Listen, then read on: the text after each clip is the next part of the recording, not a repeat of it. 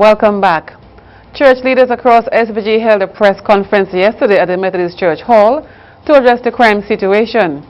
Pastor of the New Testament Church of God at Bel-Air, Gilbert Porter, at the launch of the 2016 Nine Mornings Festival at Heritage Square in Kingstown last Sunday evening, said the rise in crime in St. Vincent and the Grenadines cannot solely be blamed on criminals, but on Vincentians who have turned away from God. Pastor Cecil Richards at a press conference said that the current crime situation in SVG is horrifying. Troubling. Yes, troubling. I'll tell you why. Because just before I came here, I was in another meeting with an executive in one of our major companies here. And that person was outlining to me being the victim of a previous crime. And this is a female. And I don't know that we have a sense of the psychological impact of crime and the occurrence. It's troubling. It is troubling when, as I shared with you all recently, when I'm driving by and I'm a minister, I hit a puddle, which inadvertently you will hit a puddle. And the gentleman, I roll down my window to apologize to the gentleman. A couple of guys are walking by, and I'm apologizing. He's all flared up, and his partner out in front, as this guy's flared up, his friend out in front already has his gun drawn. A lot of these things that are being manifest in physical actions, all right? I know some people are going to think I'm being super fanatical in terms of my religion and all of that. It's not that. I'm just going on the basis of what the Bible says.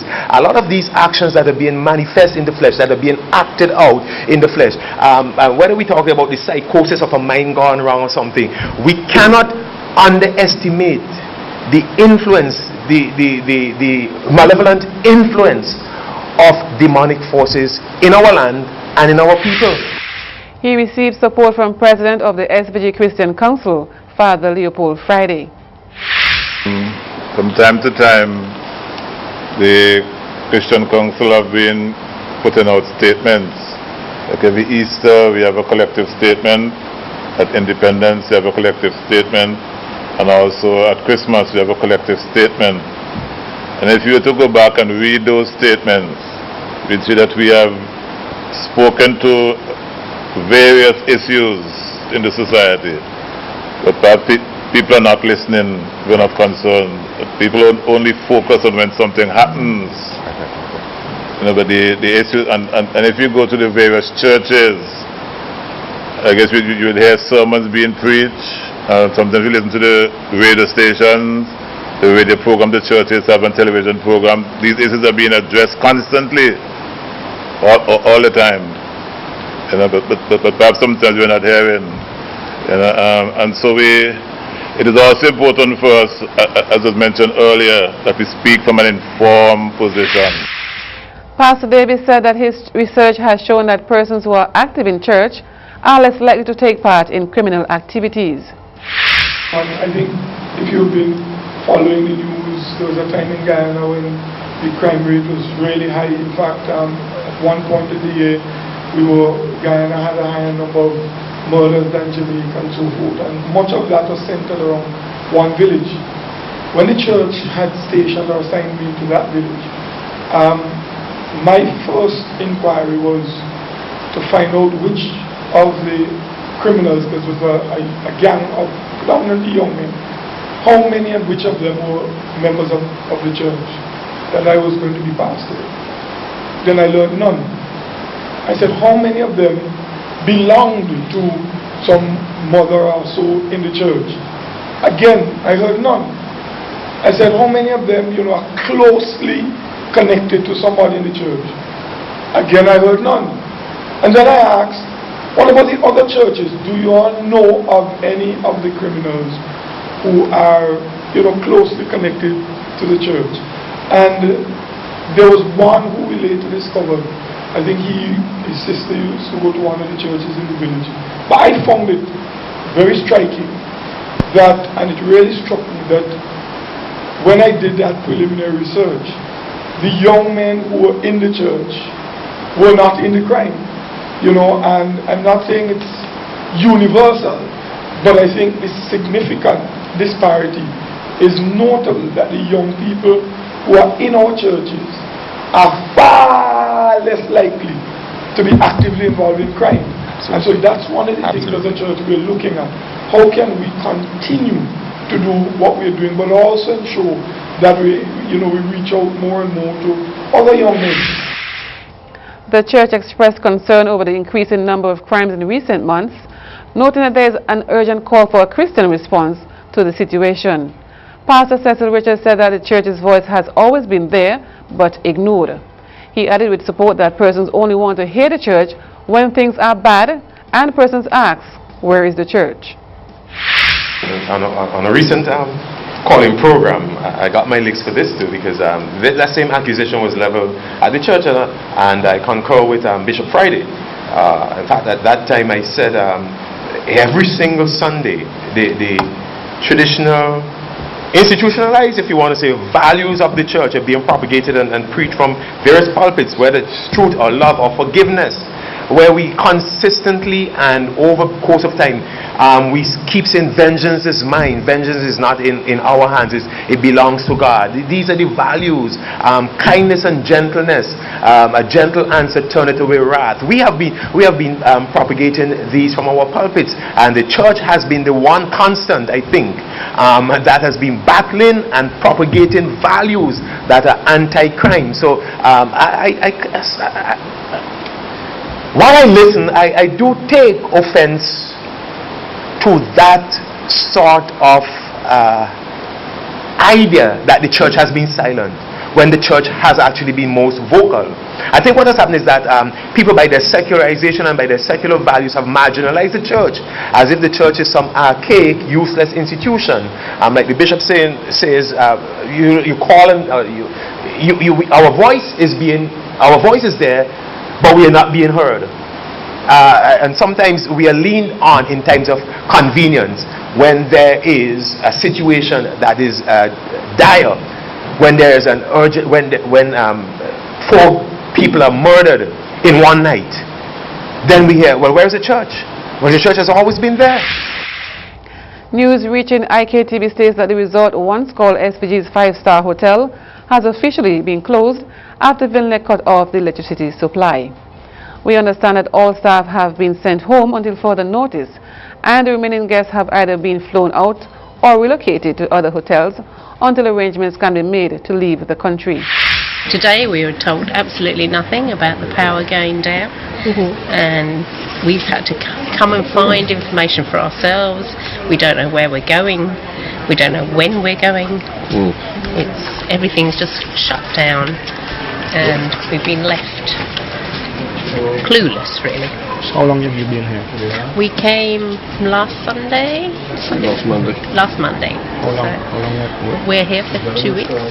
Well, we're here for 2 weeks, supposedly. We just don't know where we're going to end up tonight. First we were told they were going to get us a hotel in Barbados, and then we've been told we've got to find our own hotel in Barbados. We call a television station to express total disgust with Bookerman Bay.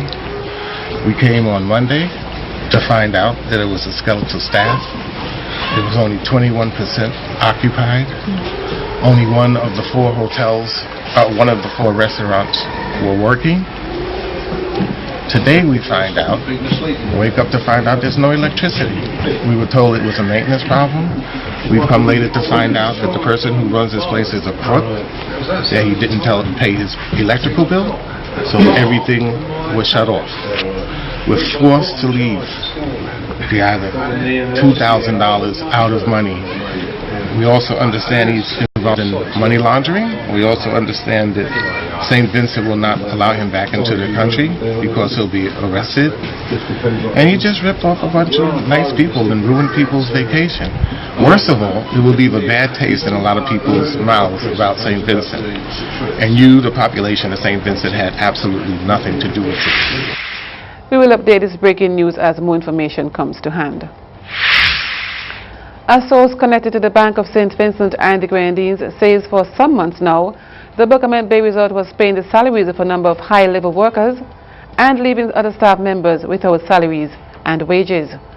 According to the other news source, for over 6 months now, the resort was short paying workers who had signed agreements for a certain amount and would, in occurrences, receive less than half of their salaries.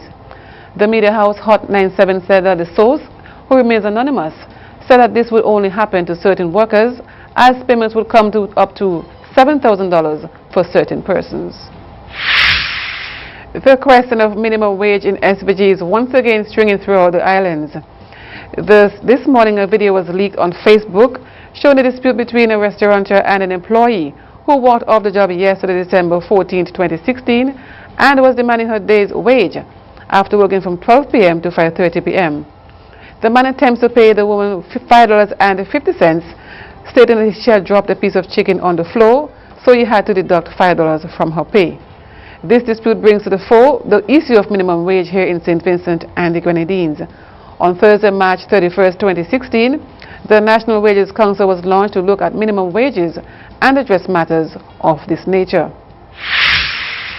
With just a few more weeks to go before Christmas 2016, telecommunications company Digicel continued to gift incentives, allowing its customers the opportunity to win over $150,000 in cash and prizes. On Friday, December 9, 2016, Digicel customers Shanae Smith of Georgetown, Julia Solomon of Old Montrose, Michael Lynch of Kingston Park, Kenny Alexander of Union Island, and Jamal Okato, also of Union Island, were all allowed 2 minutes to accumulate as many items as possible at Lane's department store, totaling an overall value of $500,000. The winning customers were all randomly selected after receiving a scratch card having topped up $15 or more. And speaking of gifts, on behalf of the government of the Republic of China, Taiwan, Ambassador Bertrand Ger handed over to Prime Minister Dr. Ralph Eaton-Savs a check of US $150,000. This is a contribution to disaster relief for the severe impacts caused by the recent trough system here in St. Vincent and the Grenadines. In addition to the grant provided by the ROC government, the Simply Help Foundation, a non-profit humanitarian organization funded by the Taiwanese diaspora in Los Angeles, America, has decided to donate a 20-foot container of disaster relief goods to St. Vincent and the Grenadines upon the request of the embassy. The contents of the container in total value is about US $100,000, will include clothes, shoes, and household items. The container is scheduled to arrive in January 2017. Ambassador Ger, on behalf of the government and people of the Republic of China, Taiwan, expressed the country's solidarity with SVG at this challenging time.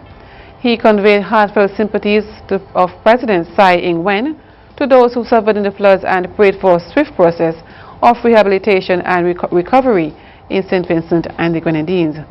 Prime Minister Gonsalves acknowledged the goodwill of the government and people of Taiwan and expressed his appreciation for the assistance provided both in kind and cash. The grant will be used on immediate humanitarian efforts, while the relief goods shipping here will be distributed through coordinated social network. St. Vincent and the Grenadines and the Republic of China, Taiwan celebrated this 35th anniversary of establishment of diplomatic relations. 2017 will see significant progress in the development of this nation's very own modern coffee industry, says Minister of Agriculture, Saboto Caesar. According to NBC News, he said a coffee nursery has already been established at the Orange Hill Agricultural Station and stated that 3 professionals from South America are currently in state and will be doing some preliminary feasibility work on coffee production over the next 3 days. Minister of Agriculture Saboto Caesar, during a press briefing which was held earlier this week to update the nation on some preliminary work which will be held over the next 3 days for the establishment of local coffee industry, said this program is another aspect of the agricultural diversification program under the government's 100 days plan, and farmers can expect big things in 2017. A coffee nursery has already been established at the Orange Hill Agricultural Station. More local news up next.